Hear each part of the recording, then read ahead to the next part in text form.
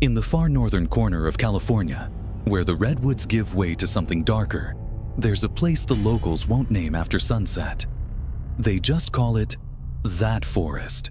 Maps label it Black Pines Wilderness, but no official trails run through it. No campsites, no ranger stations, just endless, rotting trees, and a silence so thick it presses on your chest. They say people go missing there. Not lost, missing. As if the woods simply take them. 5 college friends didn't believe in ghost stories. Jake, Lila, Marcus, Theo, and Hannah were inseparable. Adventurers. They lived for adrenaline, base jumping, spelunking, solo hikes through places even park rangers warned about. So when Jake found an old red-lined area on a map and said, "Let's go off-grid," the rest just grinned. They reached Black Pines just before dusk, dragging gear through thick fog and twisted roots. The deeper they walked, the quieter it got. Not even birds. Not the rustle of wind, just stillness.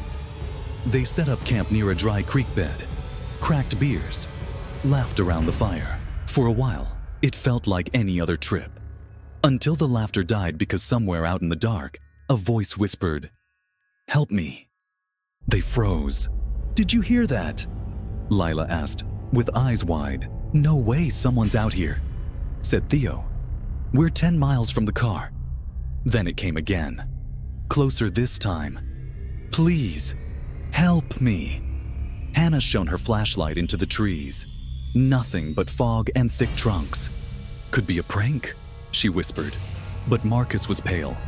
That didn't sound human. That night, none of them really slept. The whispers came and went, always just beyond the tree line. Sometimes a child's voice, sometimes a woman sobbing, always just out of sight. By morning, Jake was gone. They searched for hours. No sign of struggle, no footprints leaving camp.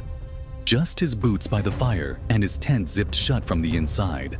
Then Marcus started hearing Jake's voice calling from the woods. "Come find me, bro. I'm just over here." But every time they ran toward the sound, it moved deeper and deeper into the forest. That evening, Theo snapped, "We need to leave, now!" They tried to retrace their steps, but the forest didn't look the same anymore. Landmarks were gone. Their GPS spun in circles, and when night fell again, more voices. This time familiar ones. Their own. Lila heard herself screaming. Hannah heard her mother singing a lullaby she hadn't heard in 15 years. And in the darkest part of the woods, they found something. A clearing filled with old, rotted tents and gear. Some looked decades old.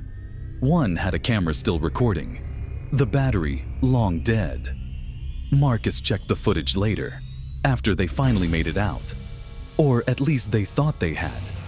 On the tape was a group of 5 people laughing around a fire, and then one by one, their faces twisted in horror, looking towards something just outside the light. Then the screen went black. No one speaks much about what happened after. They don't meet up. They don't go on hikes. Some don't even answer calls anymore. But sometimes late at night, if Lila's phone is silent long enough, she swears she can hear Jake's voice whispering from inside the phone.